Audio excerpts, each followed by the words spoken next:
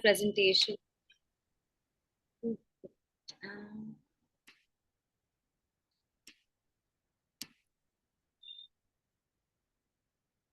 okay, so this is just a overview of the things that I've been doing or how I started. Like Kshitija said, I actually come from design and advertising, and eventually I got tired of uh, this is just like a different material for me to explore. So when I started it, it was just by chance. And one second. So when I started it, it was very much by chance. I had no idea this is what I was getting into. It was just tiredness from using the screen. And this is when I started playing with clay for the first time. And I'm into typography a lot. So we have this 36 days of type where you create typography from different things, or it's generally more or less on the computer. And we design typefaces, but this is what I tried for the first time. So this is how my interest in clay began. And after that, I was more curious and I started learning it. So these were the things that I made. So I'm a lot into hand building and surface decoration. That's what really draws me to clay, that generally how the material is so versatile, and then it is as good as a canvas for you to explore or design. So it's just another canvas for me to design right now. This is the first collection that I had. Like, I used to do different things. I started experimenting a lot with hand building at first. So this is the first collection that I had. It was inspired by ordinary objects and how art is everywhere. I wanted something that not only, art connoisseurs understand, something that is art for everybody and it is just accessible to all. As a joke, I used to say, I am doing 2 rupee things that are going to sell for 20,000. So it was something that is, it's like a satire of how art is available to us in everyday life, and then just converting that into ceramic. I do a lot of,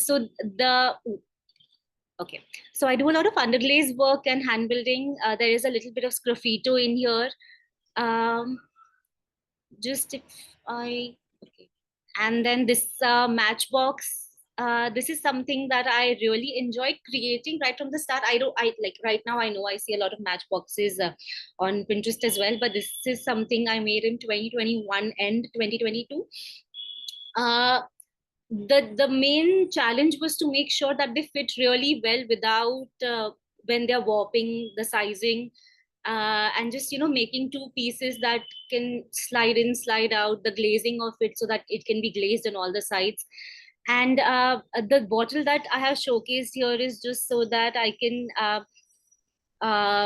focus on the surface design that I do. So I really like sgraffito and painting. Sgraffito is something that I used to love doing, and eventually, just for the quickness of it or to be able to work at multiple stages, I started painting as well.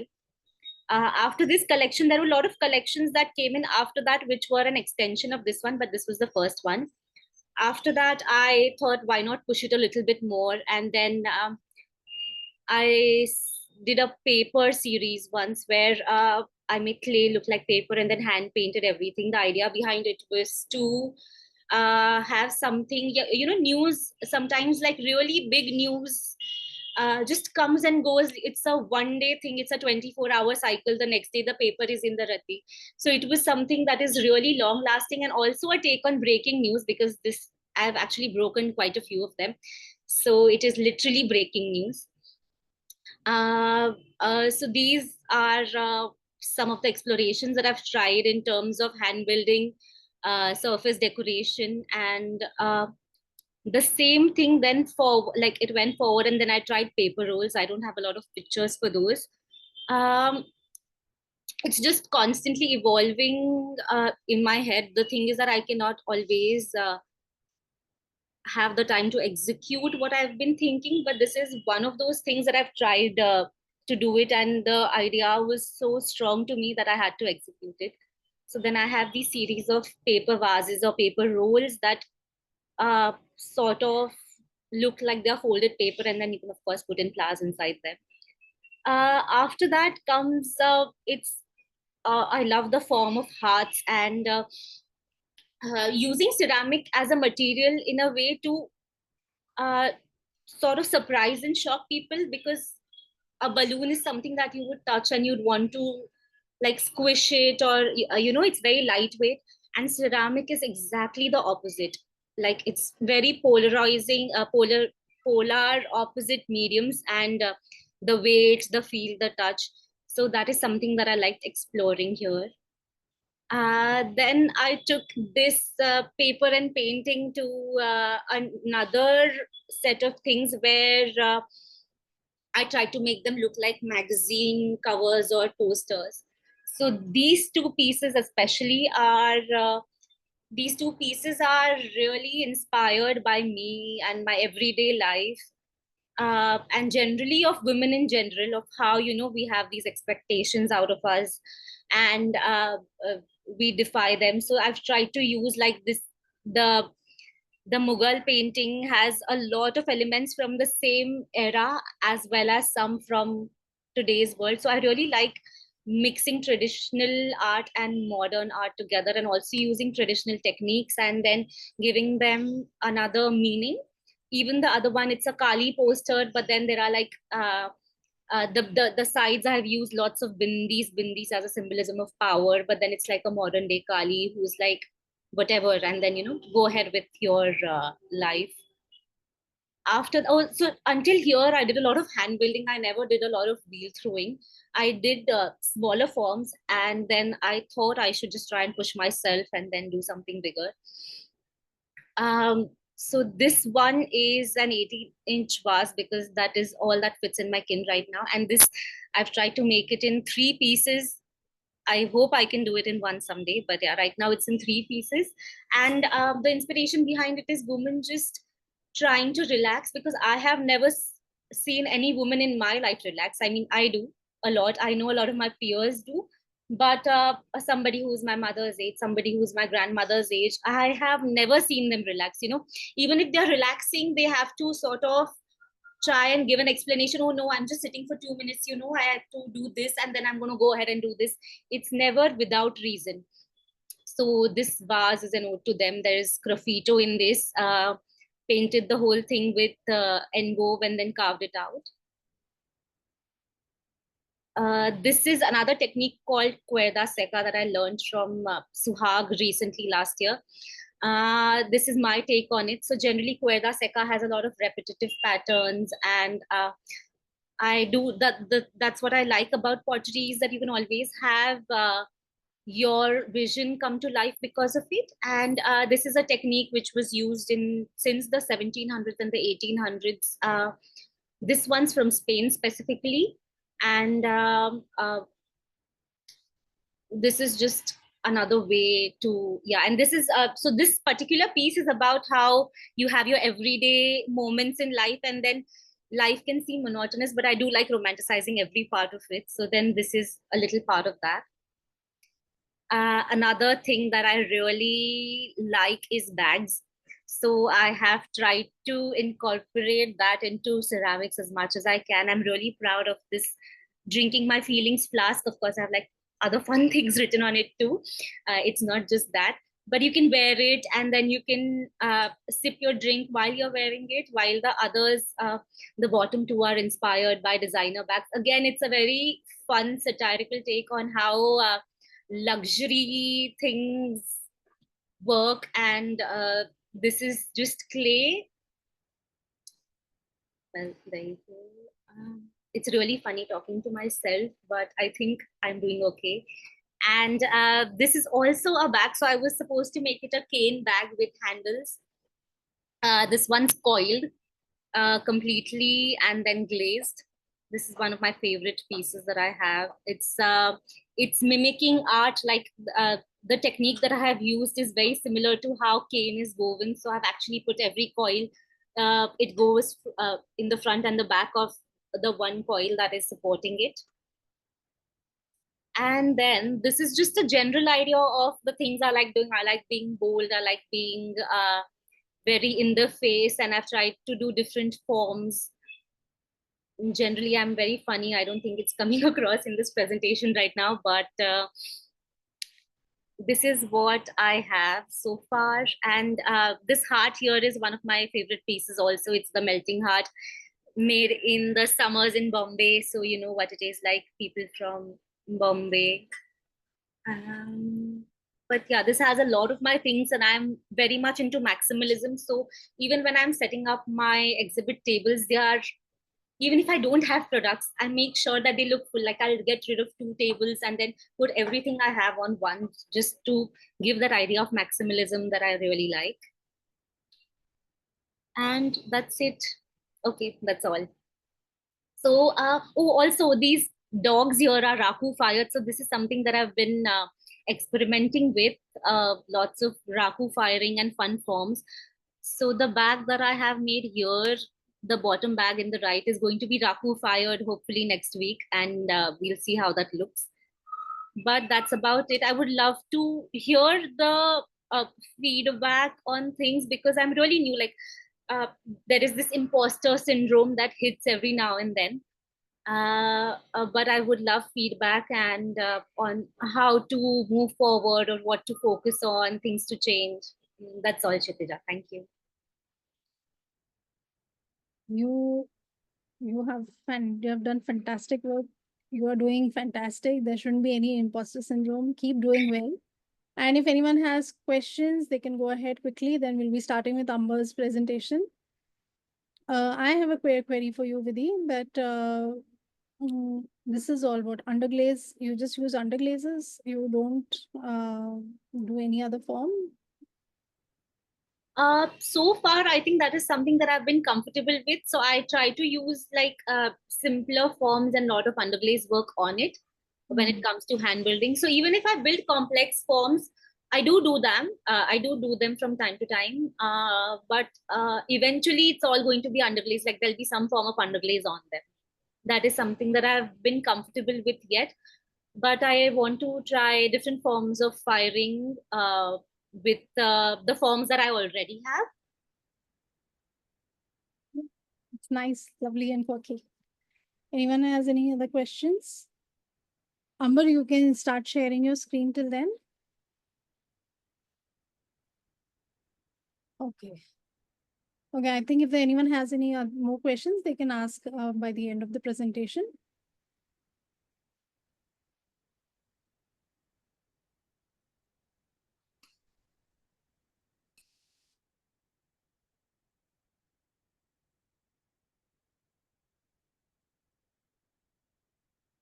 Okay.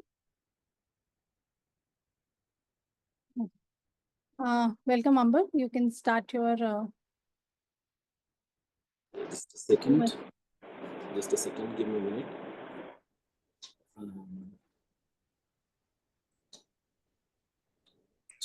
Screen. Okay. Can you hear me? Yeah. Can you see the screen? Yes. Namaskar and greetings.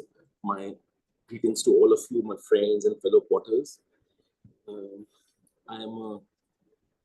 I'm a soul in the process of evolution and discovering myself, and this is part of my journey. And I've concentrated sort of. This is about drawing the human figure and understanding the human form. Just a minute, Amber. You are not very audible. It will be great if you could be a little loud. Okay, so I'm a person in the process of evolution and development, and this is going to be a presentation on how I have developed over what were my influences from a childhood to till now, and what I came across and had made sense. I made sense of, and so, which helped me develop my human form, anatomy, and its expressions. So. I think we all, as small children, are extremely imaginative, and this is just one of the slides to show you like how a child envisages the human human anatomy and human conceive the human form. And like, so I have been, I'm also, so in this process, I become like a child, and I without any preconceived notions, without any preconceived ideas, I'm exploring. This is going to be a story of how drawing and art and color, they sort of complement and help me define my three-dimensional shapes.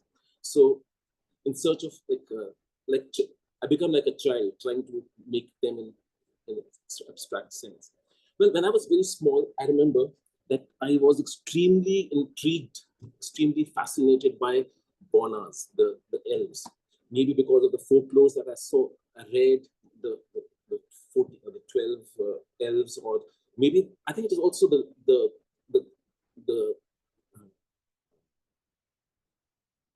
these circuses that I went to, and I saw these tiny human beings that were fascinating for me. And this is my first recording of elves when I was in the college. Well, my learning to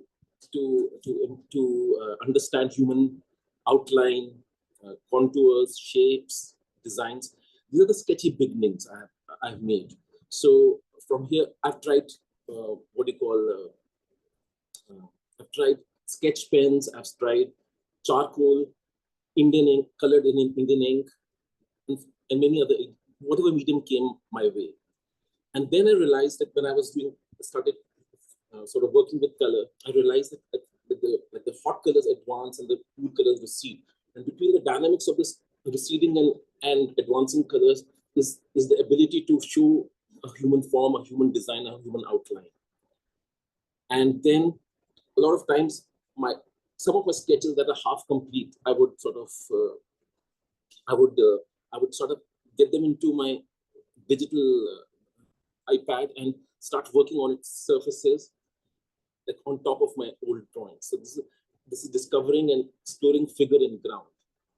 So, and I was like, I think I went through school with like being a very, very diligent child, not exploring life, not exploring a lot of things. But as soon as I went into college, I was influenced by a certain group of South Indian friends, and they introduced me to the idea of photography, music, photography, art of different kinds. And when I went to the library and sat down there with a book about tribal arts, I was totally spellbound. I was spellbound by the unity of form, by the amount of the degree of stylization they had reached. And so I came to know that even masters like Picasso had taken inspiration from the African art. So that knowledge, that information goaded me to go in search of expressions in human body and design. So, and then I remember I used to walk with my friends, and they used to talk about something called line quality. And line quality is something as rudimentary as line quality. I mean, I was confused. I was totally confounded. Like, what is line quality? And to understand that, I started seeing lots and lots of works of different artists like Modigliani. This one is, and this, especially when I came to this page of the book, it came from a mind, from a heart that, wow, what a powerful line it is, what a powerful drawing it is. So I had started understanding what the line means and how a line can sort of envelop and embrace a form and give it strength and give it or make it look delicate and fragile. Like most of us, all artists and all designers, they need to study the masters. Even I started doing that on my own. I started maintaining a sketchbook, and some of these sketches are done like with Sarkhanda stick and Procil and Indian ink and charcoals. So I had some books with me that I sort of used as a reference. And then, of course, we were introduced to the very, very basics of designing human, of basics of drawing skills that helped me sort of bend, curve, twist the human figure on paper with a pencil or a pen, just like I was going to model them in clay, twist them, turn them, bend them. And then on the right hand side, you see there are these. I made these small maquettes, and these maquettes I could turn around like at my eye level and see from outside and sort of observe the subtle difference, change in contours and form as when you turn them around. So I looked at this picture of tribal art and the robustness of these forms, the degree of simplification and stylization that they have reached, sort of still bewilders, and sort of I admire them. And then while I was going through studying these tribal arts, I started taking clay from the clay studio and started modeling in my free time. Sometimes on the gate, sometimes back in my room. And this is the left side. You see my first tribal art, my sculpture that I made there.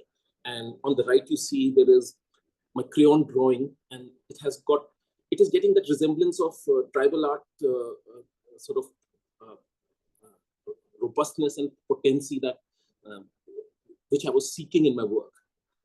And well, in search of human subject, I would after either the weekends or after the college was over at 4:30, I would go down to the Sabarmati basin near the slums and draw people living there. And what really called me or coaxed me to go there and see them and draw them was to understand, because I wanted to understand. I felt a sense of, they had a sense of resilience, a sense of strength that I could take back as a lesson for myself. And this was my search for the subject and of the human, and human form became the sort of one of the mediums. So now, as you see, I was living amongst people around me, but there was a lot of confusion. I was with people, but there was a lot of isolation. And these are some very, I think, very forceful sketches of that alienation, of that sense of being alone. And this is the time when I was going through something called, which I learned from, or sort of understood from my friends, was that I was going through an existentialist crisis. So then I started work. I would come back to my room. My roommate would be sort of reading, studying something. I started drawing him. And the deeper I got, the more intense I got, the more I became one with my subject. And this is the process of my learning how to shape and form lines in a lucid way. Well, from forming the figure to figuring the form. Like, this is an image. This is a slide to show you that if you look at this left image, it looks like an image of a young woman. And if you see the right one, just a change in little twist in sort of perception and perspective. It's a different figure. It's a old woman.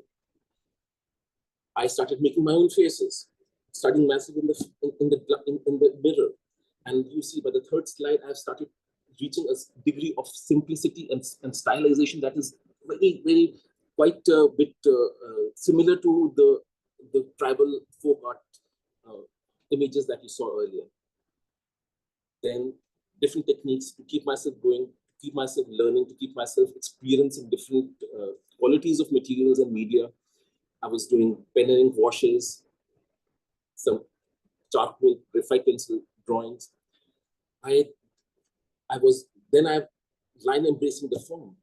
Henry D. Toulouse-Lautrec's work were extremely, extremely inspiring for me, and the way simplicity and the simplicity and the frugality of his lines sort of expressed hugely, expressed vividly, expressed diversely, and that practice I have started doing again now. When I came back home during the vacations, I started drawing my grandmother, my family at home, people, with the croquil ink, and the croquil ink gave me the croquils and calligraphic pens gave me a sense of a bit of a compared to give me a bit of a resistance on the paper that helps to draw my lines a bit more consciously, and the Mobius-like quality of lines because of the cut of the calligraphic pen also helps. Well, there's a movement called the fogs in the Western the Western sort of European movements, which is about the unexpected and the bizarre use of color in order to break the mold of impressionism. And so that very device I started exploring that to design or to conceive my own idea of human body and how it can look and how with it and the moods it can show. So the pen and ink sketches. Sketch pens are unforgiving medium. If you make a mistake, then you can't undo it. So one had to be very, very careful. And I don't think, always I like. So now from there, capturing the walking figure, Marshall Duchamp's post-impressionism Dadaist works. These are some of the, even a figure, not the still and still and sort of still, not the still, but in the movement. And here I'm exploring that movement and you see a degree of simplifying of the human muscles and body happening here. Muscle memory, well, we all remember we remember in the brain, and we remember them in our body muscles, the activity we have done. So this shows, and when we draw those activities from memory, they have a certain sense of authenticity about them, which is visible in these sketches, because all these kind of activities I had gone through as a growing up child. And then then I don't have to worry about how thick the line is going to be, how strong line it would be. I would be expressing right from my gut. Viscerally, I would be speaking. And then that started converting in when I picked up clay, and I don't plan it. It starts coming out as form in its all its complexity and honest with a certain degree of a great degree of honesty that comes out. This is done again. We were taught orthographic, certain skills of drawings were taught to us, and I started using orthographic projection as a to help me visualize my forms from front, from side, from back, from left, from right, from top. So that's one of the skills I learned. And then, yes, I was inspired by Henry Moore, and he deals with masses and voids, and which explore harmony and balance of through human figures. So I'm also imagining human body or human figure in landscapes. Like Leonardo da Vinci was an inspiring figure, and he started studying the human skeleton. And at a certain point, I remember I started delving beyond the skin, tissue, and the muscles. And these are just intuitive, without looking at anything. These are drawings from my imagination. So I have to find more and more and more, as much as I can find about human body, as deeper I can get, as expressive I can get. I was trying to reach there, and you see that skeleton has started coming out in my ballpoint sketches. In these ballpoint sketches, ballpoint pen has an interesting ability to roll, and it rolls swiftly, and that swift movement actually helps me. It's very different from a croquil or a pen and ink drawing, which is a bit more. There's a bit more resistance between the pen and the paper, and so a more conscious lines are made. So now here the ballpoint pen is I'm understanding, and these are all imaginative sketches. There's no model for this. I'm seeing in the body not only the muscles, but I'm also seeing their rib cage, their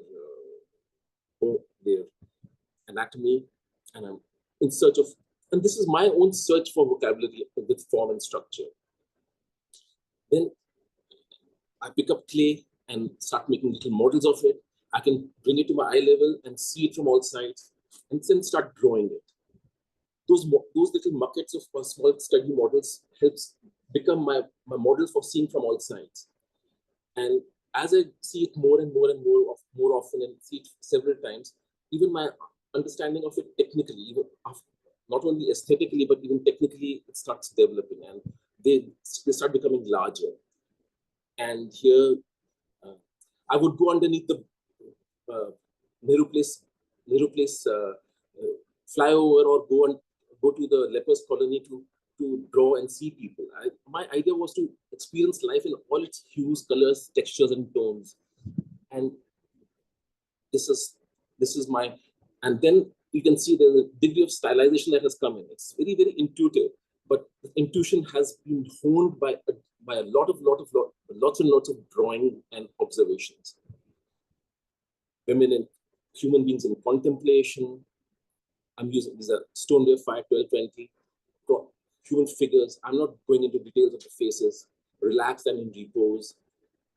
Feminine grace. As you pick up clay and you start, and I think clay is one of the most, clay and pottery is one of the most sensuous of all mediums. And what best the medium would be to make a human body, a woman's body or a man's body. Reclining gladiator, muscles are showing. These are then during Corona period, I did these charcoal drawings. Again, they're about more than imperial size drawings, and I'm evolving my own sense of form for human and design in human body. And here are my sketches for that. Sometimes they are mechanical, they are almost like metal.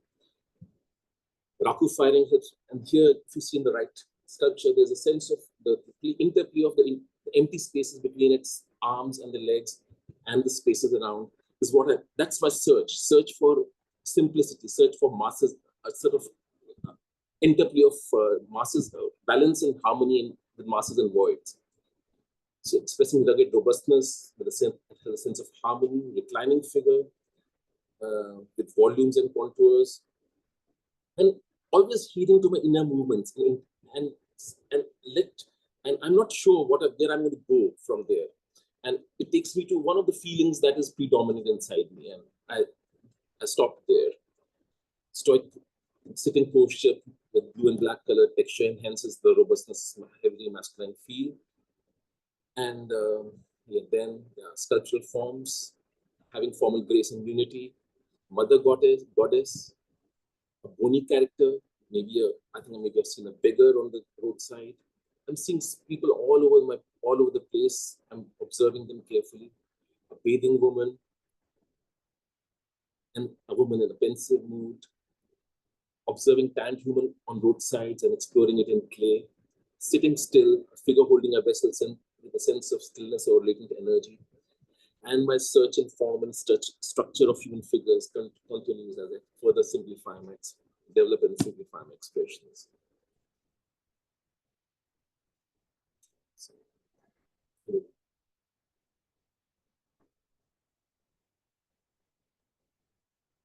Yeah. This is the last. Yeah, it's done. Finished. I'm through. Thank you so much, everybody. Yeah. Thanks for listening and giving, and thanks for giving your ear. Anyone has any questions for Ambar? You can stop sharing, Ambar. Stop sharing. It was wonderful to see, drawings and paintings and actually gradually building up towards the clay form. Lovely explanation. Anyone has anything to ask? Ambar loves sketching people under the bridge, right? Yes, I've often go but in college I used to go to the lepers. I've done sort of research about the lepers colony, and here also near the Gadi village, I've taken a round to the lepers colony to see how they live, and I think I find them inspiring, and I think we are very privileged, and a bit of that grounding that happens when I go and draw them, see them, sort of helps me a lot, and make me whine lesser. Yeah. Mhm. Oh, a lot of people have commented saying very interesting, very interesting. Veena is saying very interesting work, Amber, and I can see the lines in your sculptures. Rekha is also loving the exciting journey that you shared. Maybe saying your sketch do so well. Do you plan to take that to your creations in clay, like sculpting, painting, and sketching? I think it has become my second nature. I have to, if I have to rest, I have to draw. If I have to relax, I have to draw. And an interesting thing I read was that like I was once reading about what is a good piece of art, that and it mentioned that either first thing is that it should have a mythical element. Okay, that's one way it is. The second was there should be a connect between reason and intuition. I found it very relevant. The third one was, how do you relax? I think in my case, and when you relax, you are most authentic and you are expressing yourself freely, and that's what happens with me. And I have to be doing something always in order to focus myself uh, and not go astray. Really is saying it's interesting to hear about your process, Amber, and thank you for sharing it so generously. Everyone is loving both of your works, Vidhi as well as Amber's. Um, Anyone has any questions that we can take now?